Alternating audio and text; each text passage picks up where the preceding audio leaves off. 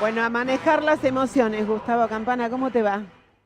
Hola Nora. ¿Qué tal? ¿Te gustó la Bueno, presentación? sí, lindo. Además, más allá de la voz de Víctor Hugo, un muy buen texto, ¿no? Muy buen Tratando texto. de contar en un ratito nomás todas las sensaciones, desde el dato histórico duro hasta todo aquello que pasaba por la cabeza y el corazón de millones de seres humanos. Estamos Vos lo hablando planteabas con, también estamos al hablando con Gustavo. principio, Sí, espera que te vuelvo a presentar. sí, Estamos hablando con Gustavo dale, Campana. Estás trabajando en la 650, ¿verdad? En la M650. 750, En la sí señora. 750, perdón, en la M750. Y para mí, una de las voces radiales más desaprovechadas de la radiofonía argentina, porque yo amo todo lo que hace, uno de los tipos decidores de la historia con mayor solvencia y además una rata de archivo, de esos que a mí me Mm. gustan, que guardan papelitos, pedacitos de audio. Vos y yo haríamos en ese sentido un matrimonio espectacular.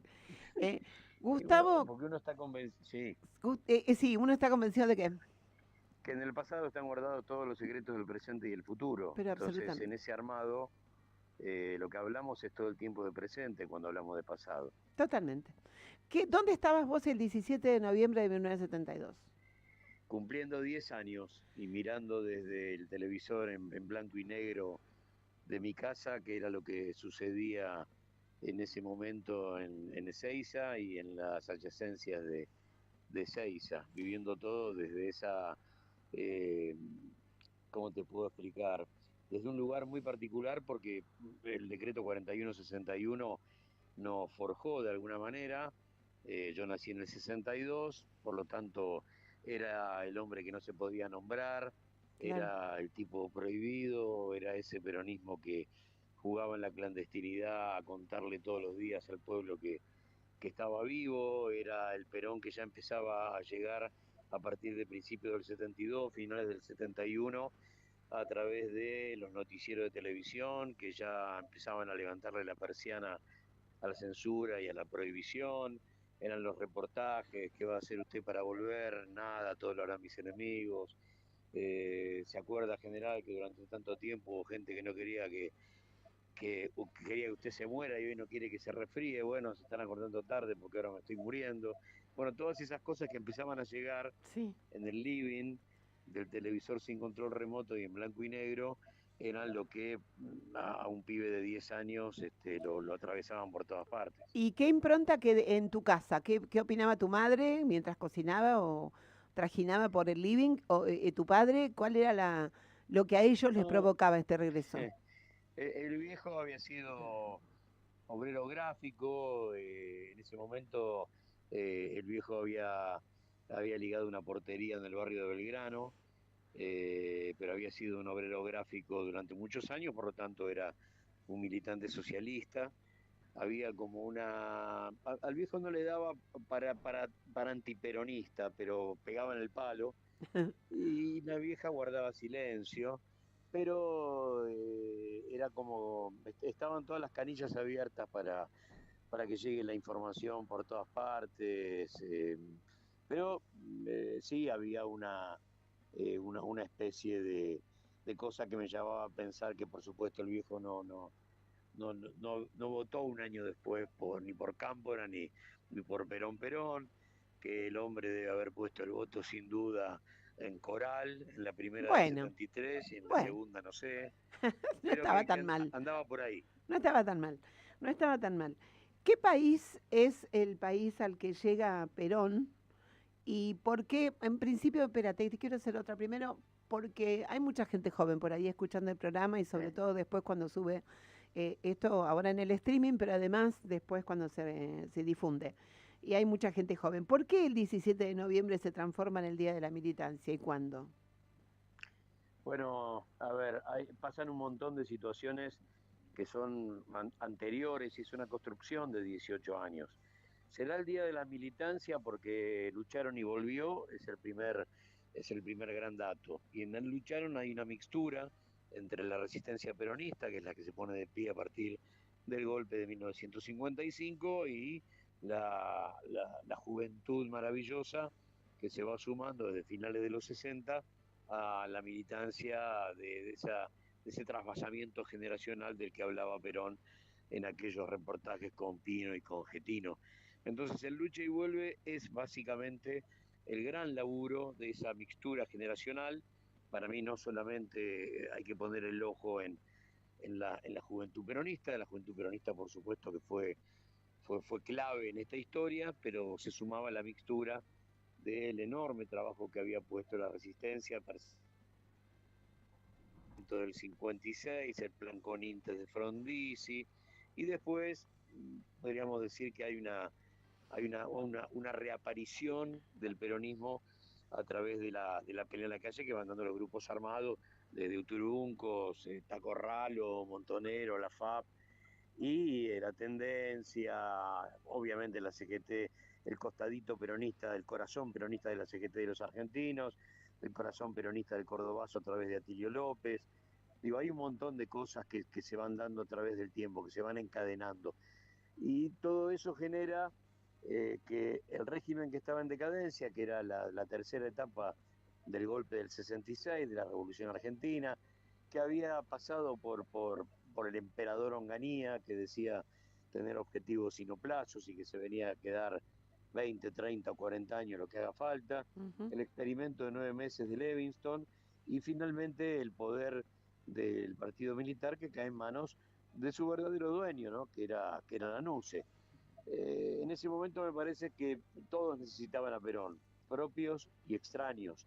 Vos Lo sabés que necesitaba. te interrumpo, te hago un cortecito acá porque sé que nosotros estamos trabajando con Darío Brennan, con un compañero periodista, estamos ya en las etapas, si Dios quiere, finales, de un documental acerca de los sindicalistas desaparecidos, o sea, abriendo el juego a que no solamente la izquierda o el sindicalismo de izquierda tuvo desapariciones, sino que la clase obrera fue el objetivo del golpe militar, de los sucesivos golpes militares, de las sucesivas políticas antiobreras, con un hito máximo en la dictadura del 76.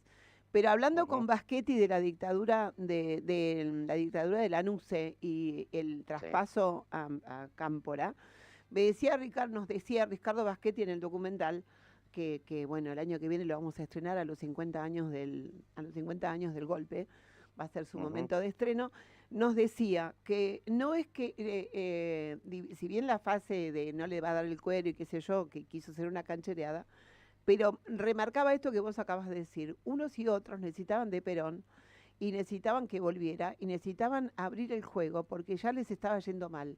Entonces, pero, decía él, desde el minuto cero en que se sentaron en la hora del pueblo, en el minuto cero en que se comenzó a abrir el proceso para tener elecciones que termina en que gana Cámpora, el mismo 11 de marzo y antes también, detrás de los telones del poder, ya se estaba armando el golpe del 76. ¿Coincidís?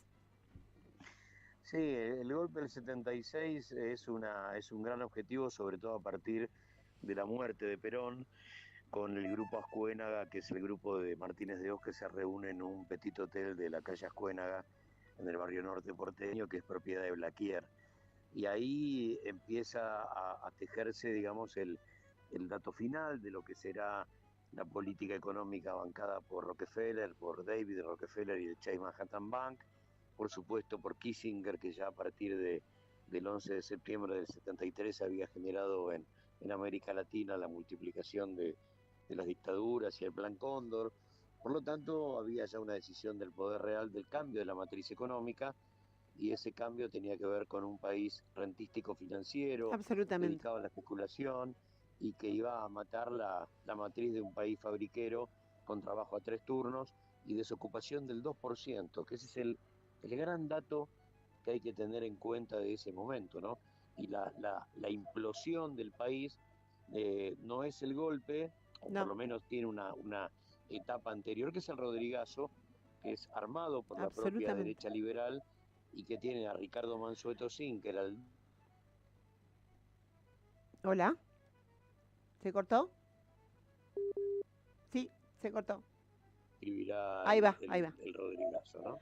Sí, hubo un bachecito ahí en el medio, pero aprovecho para retomar en lo que estás diciendo, porque fíjate que incluso a nivel leyes, la ley 22.540, una cosa así, no me acuerdo exactamente ahora cuál es, que es la de la represión a los movimientos subversivos en cualquier lugar, sobre todo en los espacios sindicales, también es sancionada en el 74. Digo, también Sí. es una ley que sienta el precedente porque nosotros hemos trabajado sobre documentos de la dictadura que citan como Ujú, fuente esa jornada y esa ley, la ley que se hizo sí. en el último tramo.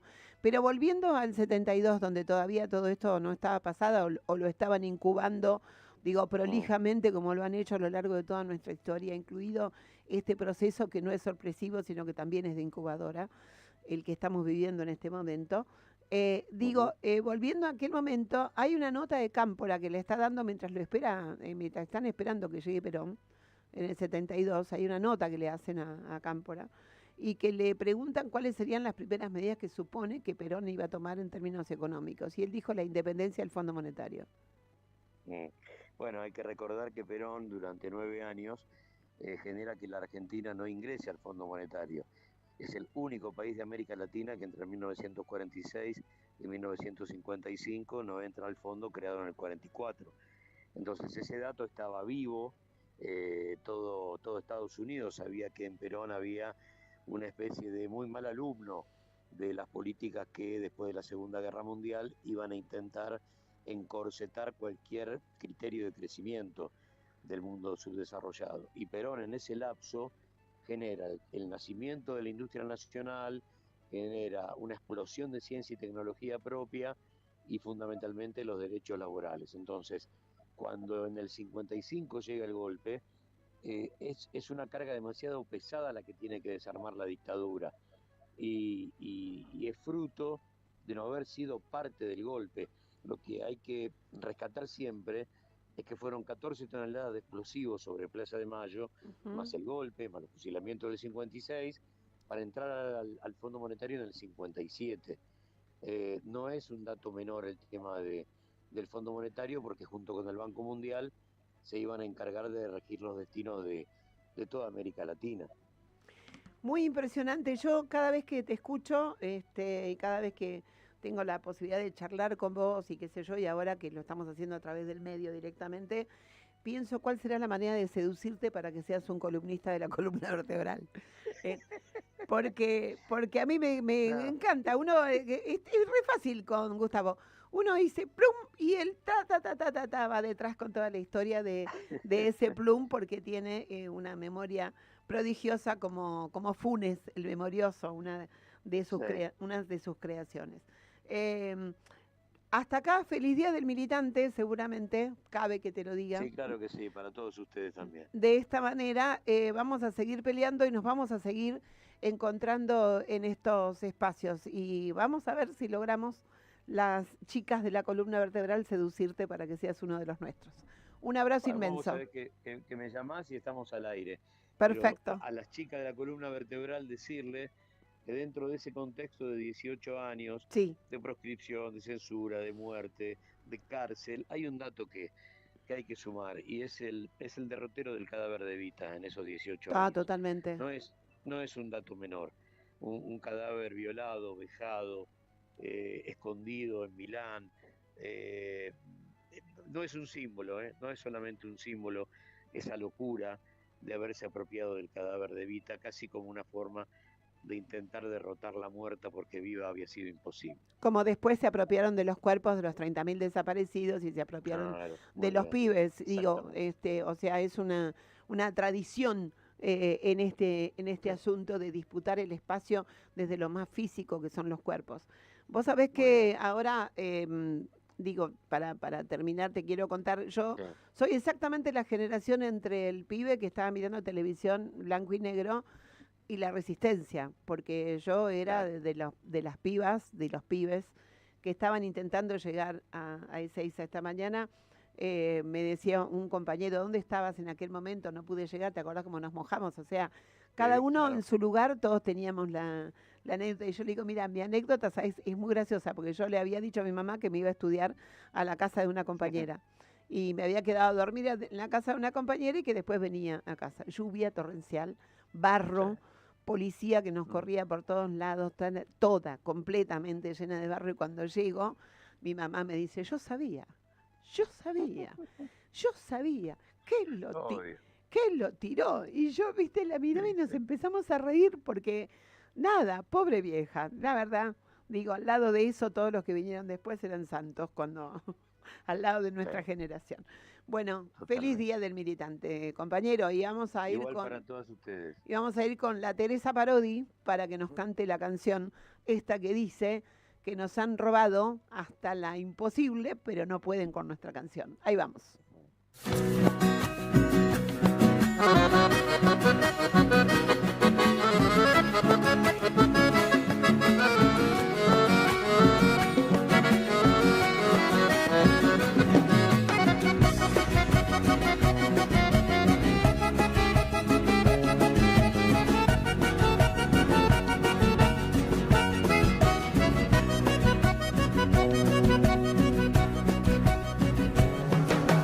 Canta, compañero, que alumbrando está el lucero y la esperanza